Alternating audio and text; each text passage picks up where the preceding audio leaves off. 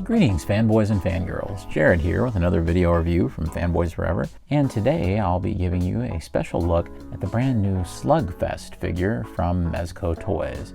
So I'm a big fan of the Mezco 1/12 collective line, and Slugfest here has been a character that has been in a lot of artwork and comics and advertisements and at Mezco's own exclusive storefront for several years now. And I was really happy when they first shown this off because he's always been a character I've been fascinated by. So I was really looking forward to getting one of these. So today we're going to see how he turned out. But before we do, be sure to subscribe to the channel. We recently hit 5,000 subscribers and I'm so tickled about this. So thank you very much for all those who have already subscribed. And if you haven't yet, this would be a great time to do so. Also, don't forget to like the video because that really does help us out. And with all that out of the way, let's begin. Of course, you can see that I have built up my kind of junkyard diorama here because that appears to be, as he is a mechanic and builder of sorts, it appears that he does spend a lot of his time in this kind of setting. So I definitely wanted to give a slightly better look at some of that, just so that you could kind of see the environment that I put the figure in. Of course, my whole thing is I just kind of use a bunch of pieces that I have laying around till I get the desired effect. So let's start out with what exactly Slugfest even is, really. Much like Gomez, Slugfest does act as kind of a Mezco mascot character of sorts. We see him on the actual storefront, and his image has always been on a bunch of the products, and especially any kind of like surprise drop or anything like that, you'll always see those in that Slugfest store. You know, it's funny, when they first unveiled him, and it didn't really occur to me exactly that we would get a figure. I don't know why it didn't, but it took a while to get one. It definitely was not a quick thing. The box isn't really anything too mesmerizing, I suppose. I do like the fun color choices because, you know, we have that orange and white, and it ends up looking like a vintage like body shop or gas station ad, so I think that's really cool. You can see that also he's into junk, moonshine, and repair. On the side we have the classic headshot of Sluggo there, and on the back we have a little bit more artwork, and on the top we get a little logo for his business, and at the bottom barcode. As of the time of recording, this figure actually is still available, which kind of tells me that they properly produced enough for this to be kind of an evergreen thing. Of course, watch it sell out as soon as I post the video, in which case, sorry. I do think that their intention, at least as of now, appears to be to have him in stock on the Slugfest Emporium, because that would be a real shame, I suppose, if you couldn't actually get the character it's named for. I guess Mezco has kind of changed their business model around slightly because I suppose they finally figured out that they could make more money by keeping certain things in stock. So let's get a better look at this guy. Hope old Sluggo will forgive me because I am moving a little bit of his garbage around. So I think first impressions, you know, when you're looking at this guy, he's definitely a bruiser kind of character, obviously, right? You know, he's muscle bound and really big. And I definitely think you get those kinds of Hulk/Bluto vibes from him, which, you know, it does appear that he reuses elements of the Bluto body. That's very effective. I think the first thing a lot of people noticed when they finally did get him in hand was that he was pretty stubby. That must be a purely aesthetic choice on Mezco's part. I guess that they really do intend for Slugfest to represent more of a stocky build, where it's not like he's massively taller than a standard 6-inch figure, but he is a lot bulkier. However, he still is quite tall if you take like Lowlight from G.I. Joe Classified here, pretty much the same scale that most Mezco figures would be, and you can definitely see that Sluggo here has at least an inch in height on him. Looking at the cool details of the figure, I really like the head sculpt that we get. We get two of them, and later on we'll look at the other. And for this review, I've kind of left the light slightly dimmed so that you could get a good representation of this head sculpt. Now, it is very hard to see this head sculpt when it's lit up like this properly because it kind of, you know, washes it out up here with the direct light. However, it really does have some like scarring and things in the plastic glass there. So that's a really nice detail. And I really like all of the little cuts and nicks and things on the helmet piece. It's kind of like a buzzsaw and a lamp all put together. On the back, you can see that there's some even more interesting stuff going on because you actually have some what appears to be shotgun shells or something up here with some machinery. And you can also see where the buzzsaw is just kind of setting in there. I do not believe it is removable. I've certainly not been brave enough to try anything like that. I think it was just kind of glued in there separately, so it gives the impression that it is its own piece. And I think it was really bold to make it this banana yellow, because it's definitely what I would compare it to, is a very ripe banana. You can immediately see that it's a striped jumpsuit that maybe, you know, a mechanic would be wearing, and it has, you know, the little name tag right there. I really like all the stains all over it. It's really nice with all the little kind of drips from oil, and there's even some suggestions of dirt and grime all over it. Just very appealing to look at from a detail perspective.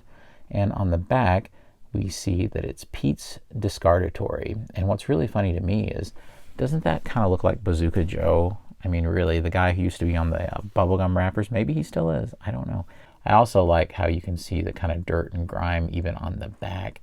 So those kinds of details are what make Mezco special, and I'm really glad they leaned into that. Of course, moving on down, we can actually see just how stubby these legs are. So some people have said that maybe this inseam is down a little bit, and that kind of makes him appear shorter than he really is. I can agree with that somewhat, because, you know, once you kind of pull it up, it looks like his legs are a little longer. However, like I said, although it looks kind of jarring at first, I think that must truly be what their intention was here. I don't think it was accidental. I think the only thing that kind of makes you question it is some of the artwork on the packaging and everything, which almost shows him having the same proportions as like the Hulk or something, with legs that are fairly long, or at least they looked long to me anyway. So it's really hard to say if it's a chicken or the egg situation, or exactly what it is that's going on. But I like the idea of this kind of bruiser that's sort of squat in proportion. And I think it just makes Slugfest stand out compared to other characters. And it's also taking a visual chance that I don't think you would see many other companies kind of take. And that's the thing about a character like Sluggo here.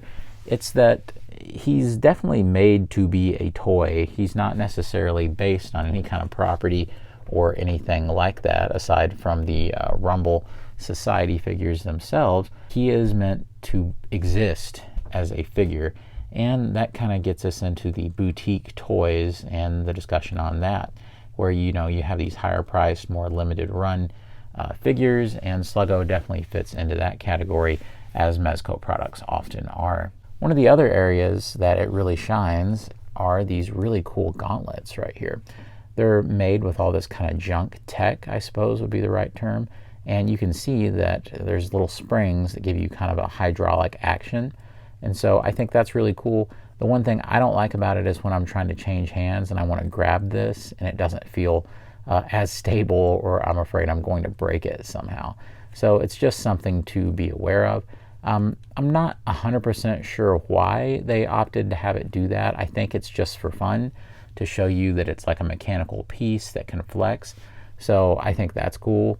You can also see the really detailed hands right here. It kind of reminds me of Hellboy's hands. But I think that the interesting thing about these is, although the fingers are very segmented, there's no articulation. So I think that's kind of a shame. It might have been a good idea to have articulated those. That would have been fun. Over here we have the same kind of deal, where you have a spring that activates this little action.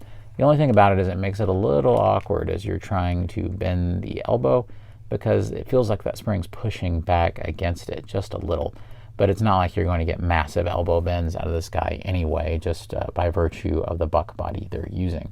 Speaking of the body, you can see that the chest definitely is kind of a flesh tone, but everything else, including the legs and the midsection and all of that, is this dark teal or dark blue, whatever it is.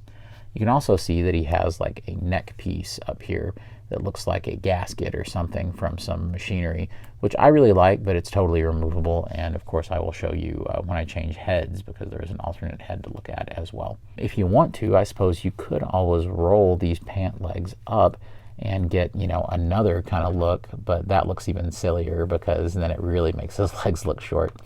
I feel like people are going to be looking at options about getting him some like platform boots to maybe make him be a little more long-legged. And I think that's fine, but like I said, I also just really like him the way he exists here. And I don't think that this is something that necessarily needs to be fixed. I think that this is just what the character is. Before we talk about articulation, I definitely want to switch out the head, just so that you can kind of see what we're working with. This one is also turned on, and it's like a big lampshade almost.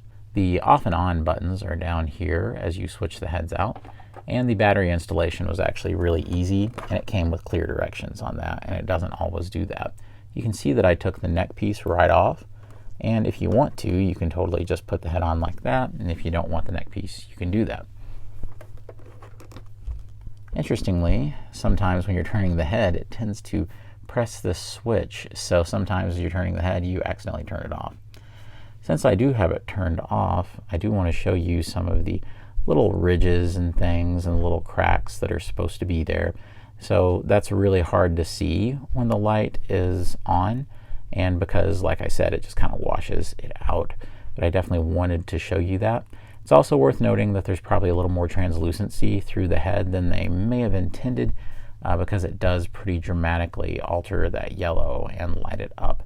But I actually like the look of that because it's really pretty dull until you turn that light on. So, I mean, this is fine, but to me, yeah, that's where the money's at. All right, so we put the neck piece on, and then we put on the new head. And I really like this. It's really cool. I probably won't use it that much, but it's certainly a neat option to have. I really like that there's some little cracks and crevices going on in the light itself, and I just think it's a cool addition. Now on the back, you can see where he's taken a pretty serious blow to the back of the head, so that's cool too, and I think the red looks nice.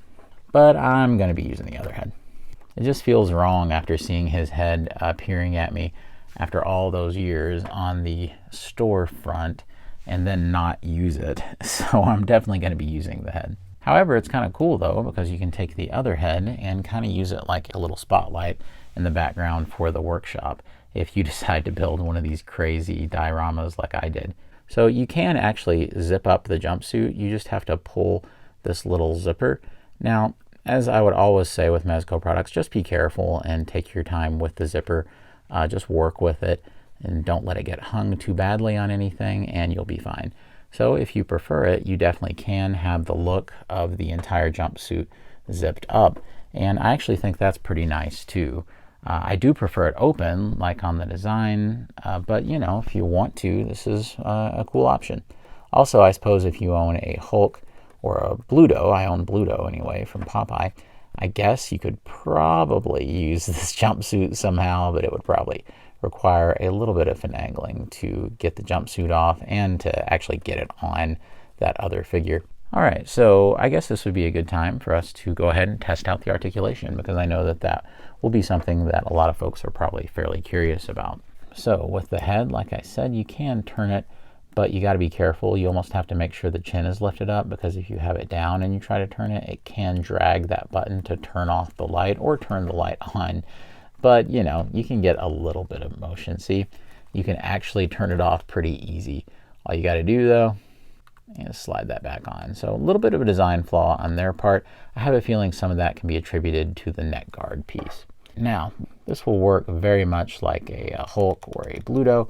You can see that it has a pretty decent amount of articulation going up because it goes over 90. You can bring it in about that much. It's not going to come in too close. You can bring the arm all the way around, and the sleeve will actually work with you and allow you to do that. So you don't have to be like tremendously careful as you do it. I'm not worried at all about this costume and its durability because it seems fine. It does have a single jointed elbow, and that's kind of unfortunate because you don't get a lot of range, not even anywhere close to 90 degrees. You can get a little bit more, but like I said earlier, you have to press in on this hydraulic joint, and then you can get a little bit more. But it's just kind of funny how that would have to like brace it, and sometimes it will and sometimes it won't. So I don't know. You can also, of course, spin the gauntlet around. You can spin the hand around, and there's a hinge right there for all of the hands. And of course, there's an elbow swivel. On the chest here, there's no kinds of cuts or anything like that. Instead, it all happens at this waist separation right here. And you can see that with the waist, he is able to kind of roll back and roll forward. And you can do some pretty decent stuff with it, I guess. And then he can kind of go side to side a little too.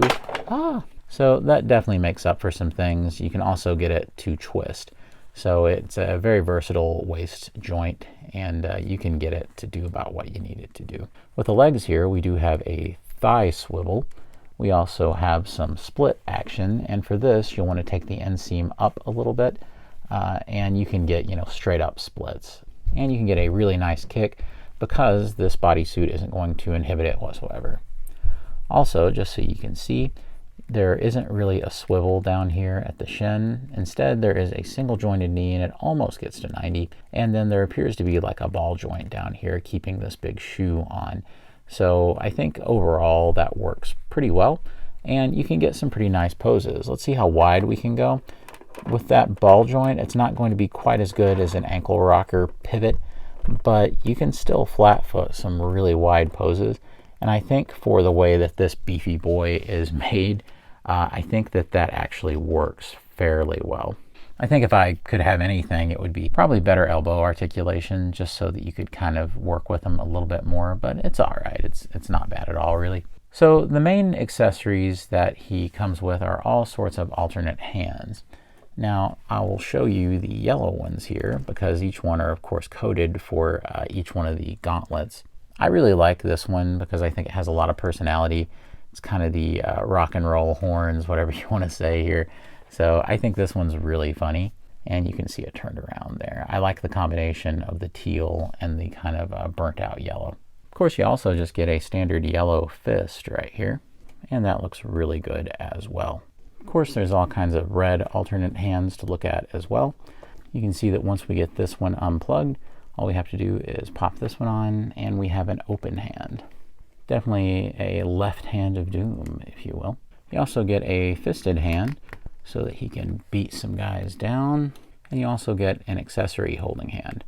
Now, my understanding is that this is used to hold one of his weapons, and that would be this mighty axe. I definitely want to give a little bit of a spotlight to this axe because I think it's one of the more intricately designed weapons we've seen from Mezco. It's just really beautiful and really does look like it's been pieced together from all kinds of random bits and pieces that Sluggo has found in the junkyard. Rock on, Slugfest, rock on. Of course, he also could use his yellow hand to hold that as well. However, the one that I think is really interesting is this thing.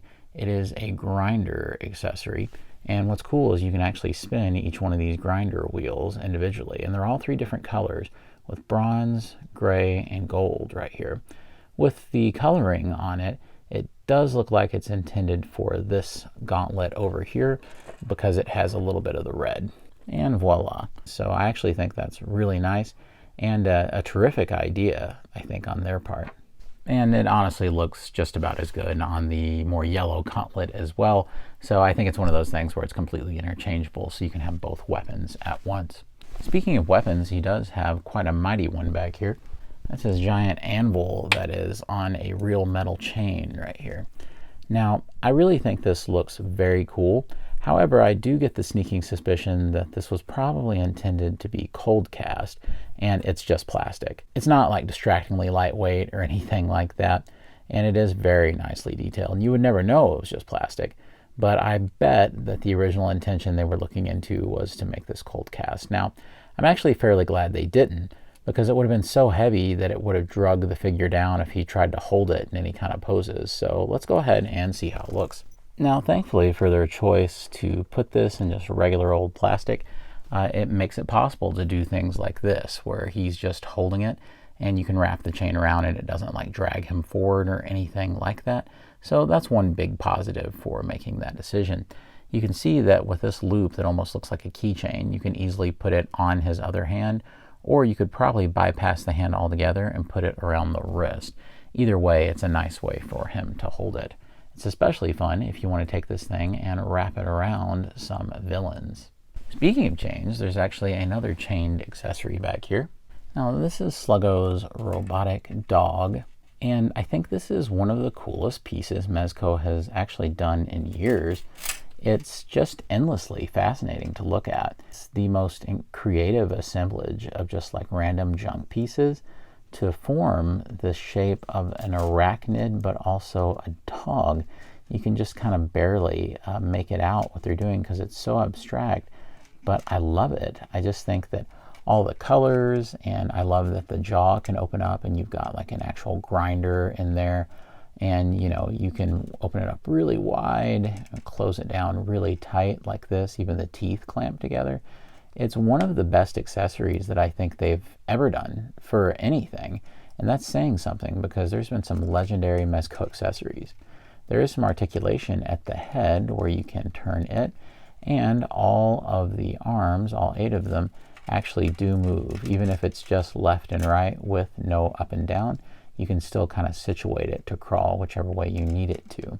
It's just so cool looking, and I absolutely adore this thing. Now, interestingly, with both chains, you can see that they have like a jewelry clasp right there that you can take both chains off and hook them to other things. So I think that that's a really nice feature. So if you want Sluggo to walk the dog, you can actually take this, and he comes with this little leash handle right here, and this is kind of a pleathery, rubbery kind of thing. I kind of struggle with it a little. I kind of end up having to like hook it on a thumb or something. I think it's a lot simpler just to take it and put it around his wrist and then pop the hand on. Seems a lot simpler, and then you can have him grab the chain. Of course, we've all probably heard the expression meaner than a junkyard dog. I guess Bad Leroy Brown and Slugfest must have that in common. He looks really cool down there, and definitely with the diorama I have set up, I think that he just fits the aesthetic of all of this. It's accessories like this, that's what makes me really love this genre of boutique toys. And of course, just for silliness, Sluggo does come with this moonshine container here. I think it does say moonshine right on there, so that's pretty cool. I like how the cork can actually be removed. The handle is just so minuscule that I think it would be kind of difficult to get him to hold it properly. I think that this is more the accessory that would probably just be in the background like I've had it. Of course, Sluggo does come with his own Mezco stand and a flight stand, but I have no idea what you would do with the flight stand in Sluggo. This thing can't support his weight. Maybe you could use it to make his dog jump or support one of the accessories. But I really think it's funny because 90% of the time I never use those flight stands that Mezco includes. I still appreciate them, don't get me wrong, but you know, it's not really something I have a lot of use for. And just so that we can see a recent figure beside of him, you have something like the Four Horsemen Studios figures and like Mythic Legions, and it's, you know, they're smaller compared to Sluggo here. Of course, we have something like G.I. Joe Classified, something like Mr. Range Viper here. I think that looks pretty good. It's a pretty reasonable kind of scale comparison. But definitely I think the fun will lie in looking at some Mezco figures. And Doc Nocturnal is a really small figure, so I think they look pretty cool together. Of course, another small-scaled figure is Atticus Doom. And I think that they're also a really nice match. Keep in mind that old Sluggo back here, he is supposed to be the, I forget how many time champion of the Rumble Society fighting tournament. So he's pretty tough cookie. Here we have, say, like Doc Brown, and it does start to push Sluggo looking like a bruiser anymore once you put a 7-inch scale figure with him. I do have Doc Brown standing slightly in front of him. It's definitely something that you could fudge, but you kind of get more into the territory if it wasn't for the giant head of Sluggo pretty much being 7 inches tall. Of course, he's about 7.5 or so, thanks to the size of that noggin. But here it's all about the posing, because as soon as you put Doc Brown just an inch further back, then it looks more reasonable. Of course, Marvel Legends Daredevil, who's kind of a smaller one lately, and you can see that it looks really good with Sluggo. If I've not made it clear, Sluggo is just their nickname for Slugfest, so there you go. I feel like Casey Jones from Ninja Turtles would probably be involved in the Rumble Society. I think that this actually looks pretty well right on, that scale is tremendous. So let's look at some of the bigger Mezcos. Probably the most obvious comparison is with Bluto from the Popeye 2-pack. Still one of my favorite Mezco figures ever. I do believe that he's utilizing pretty much the same body. It was used to great effect with that figure. So I definitely see that they're exactly the same scale, and I think that they're even wearing the exact same shoes. So it's the same body all around, I think, aside from a few modifications. And of course, you know, some of the other larger scale monsters and things that Mezco has released, they're going to look pretty well in scale too. They're not exactly the same body, but a very similar type of body. This is more their ape body in a very similar scale. And I think it's going to be fun to watch these two kind of fight each other. Of course, there's the black version as well, which I have. When we're talking about Union Gomez, now that's the Gomez that you definitely want with your Slugfest, because he definitely looks like he's ready to work in this junkyard and help Sluggo build something. So I think these two guys are just a perfect companion set to each other. And I definitely wanted to give you guys a better look at this entire junkyard diorama display that I've created. It may look like complete chaos to you, I don't know, but it's just one of those things where I felt inspired and I was like, yeah, let's go for it. Some of y'all may have noticed that I've utilized a Jurassic World Dominion playset that I've customized as part of this display. Part of that was this little dinosaur containment unit thing where you would put a raptor in that playset. However, you can take Slugfest's pet, and of course I've added all kinds of little details and things to it to make it fit in with Mezco. And as long as you position him correctly, it's actually shockingly well scaled for him to where the cage can clasp together and it can fit. So it's almost like it was made for him. So definitely one of those fun little happy accidents I had when just experimenting with some stuff. You know, people who are into Mezco, they're not just like chasing completion of a property or trying to attain some kind of whole collection that may not ever even be feasible to do. Instead, I really think the majority of us are just looking for an impressive art piece that is also a toy, kind of like a posable statue of sorts. So I really do think that Sluggo here is probably the best example of that we've had in some time. It really does get right to the heart of, I think, the reason why a lot of us love Mezco figures. Strong design and just excellent craftsmanship, and the feeling like you're getting a completely unique piece that's unlike anything else on the market. And I definitely think Slugfest fits all of those bills.